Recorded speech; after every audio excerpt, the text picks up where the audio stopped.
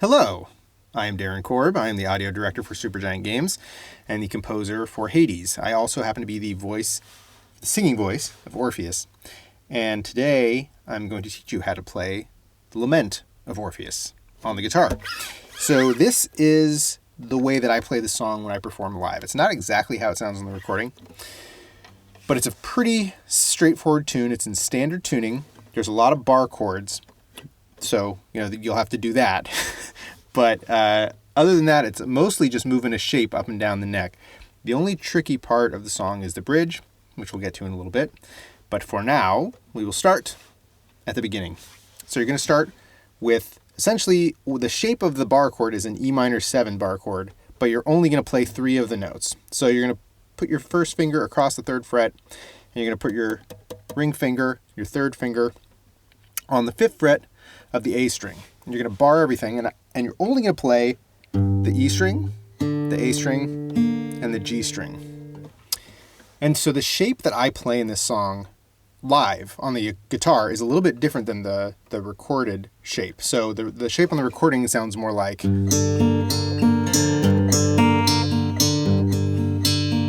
So it's kind of going back and forth between these two strings here. But what I like to play live is just kind of a moving, arpeggiating straight up and not coming back down or anything. I like to do that just because it feels a little bit different. It has a little bit more motion for me, and it's just, frankly, a little bit easier to play and sing at the same time. That figure for me. So that's the way I play it, and that's the way I've tabbed it out. So that's how I'm going to teach it. Okay, so we start with that chord, and we just go... So it just goes like this. So that's 3 measures of 6/8, playing all the 8th notes, just going 6/8 notes per measure. And then we move that shape down 1 fret. And so we move the first finger down 1 fret, and I like to use my same ring finger, and now I'm fretting only 1 fret away on the A string. So I'm doing the 2nd fret bar chord and the 3rd fret of the A string with my ring finger for that diminished chord there. So we've got, again, so this is what that shape sounds like.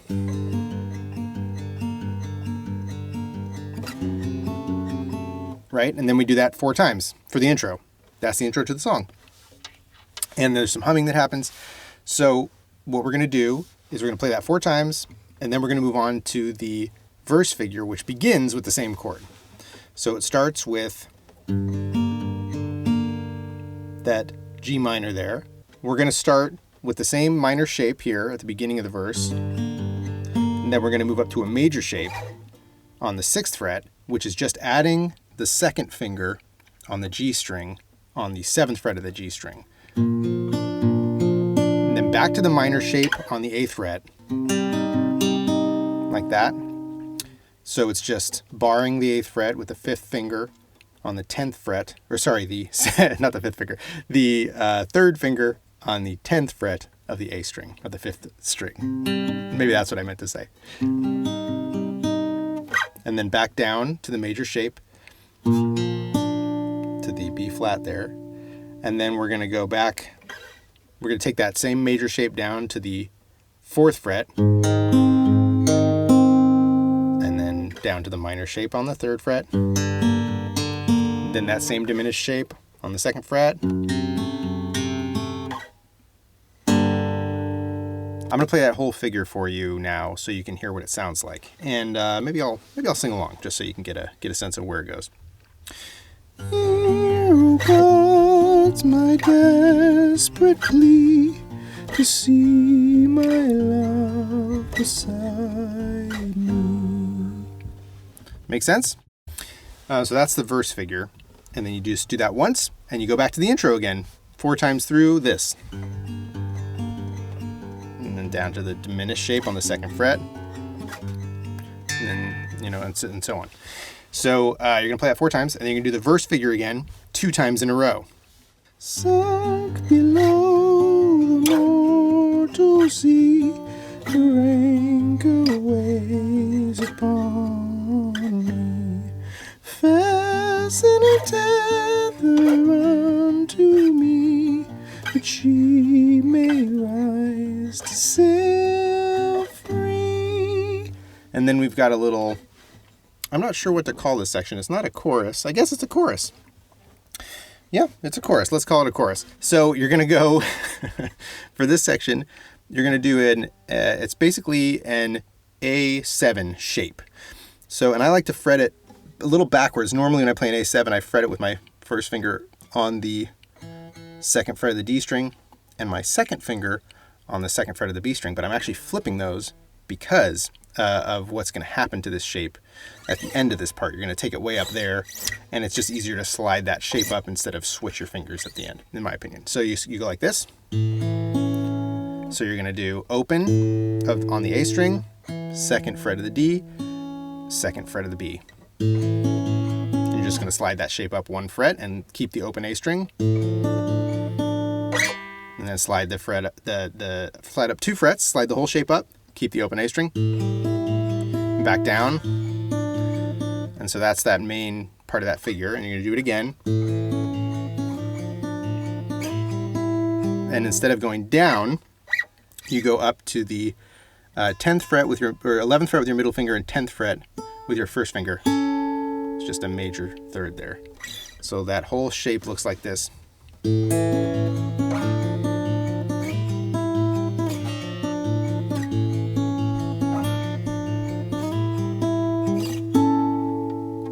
And so that's the chorus. Now you're going to go back and do the full verse shape again, which is the 2 times through that whole verse shape. And then you're going to do the chorus again. And this time you're going to get into the bridge, which is the trickiest part of the song. So again, the chorus, this shape, pretty straightforward, just moving that up and down. Okay, now here we go. This is where it gets crazy. So you're going to go, you're going to start with your second finger, your middle finger on the 12th fret of the D string. And then you're going to have your ring finger on the 12th fret of the G and your index finger on the 11th fret of the B. So this is a minor shape here. And you're going to, instead of going up, you're going to go down. So you're going to start with your, I like to do this with my middle finger, first finger, and thumb here. And that's pretty much what I'm using for the whole song. I'm using all the same 3 fingers the whole entire time. Okay, and then you're going to take that and you're going to change to this shape here with the second finger on the 14th fret of the D, first finger on the 12th fret of the G, and ring finger on the 14th fret of the B. So it goes like this.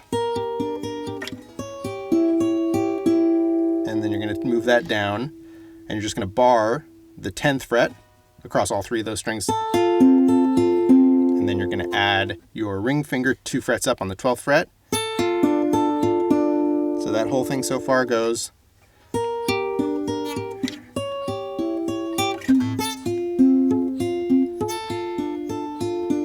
Okay, so then you're going to bring that down, and you're going to bar the 8th fret on those 3 strings, and you're going to add your second finger on the 9th fret of the G string.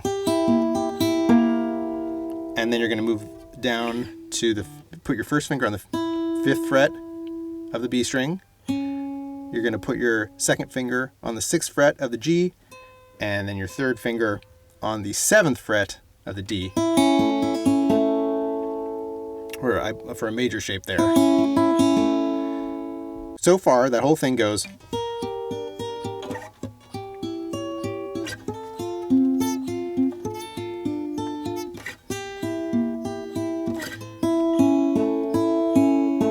All right, so from here, you're going to put your second finger on the 7th fret of the D string, ring finger on the 7th fret of the G, and first finger on the 2nd fret of the B. First finger on the 6th fret of the B. Sorry about that.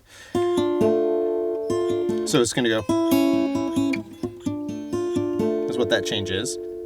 And then you're going to do a shape where you start there with your first and second finger. First finger on the 6th fret of the B string, second finger on the 7th fret of the D. So you're going to move this shape. So you're going to do both of those fingers on the 8th fret this time, and then on the 10th fret. So you go like, that's how that figure works. And I use my middle finger and my thumb for that usually. You could use your first finger if you like. And then you start that shape over the same way. You're going to start that whole figure over. It changes a little bit in the middle. So again, let me play that entire section so you can get a sense of how it sounds like. What it sounds like, I should say. Of how it sounds. Calm seas, winds early, but now Okay. Now we're going to the next part, next half of the bridge, which starts the same. Same. And then this is where it changes here after this chord. So instead of going down to this chord, you're going to move this shape up 3 frets to the 11th fret with your middle finger on the 12th fret. And then you're going to move that to first finger on the 10th fret, third finger on the 12th fret, first finger on the 10th fret of the B, third finger on the 12th fret of the G, and middle finger on the 11th fret of the D string. And then I like to just bar my first finger across and play that 10th fret there on the E string.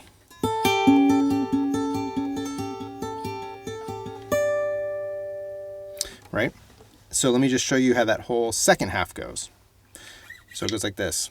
Schools upon us we're found a rain drowning. Make sense? Okay, so now we are going to just play the opening figure again until the song's over, and we're just going to end on that G minor chord. So it's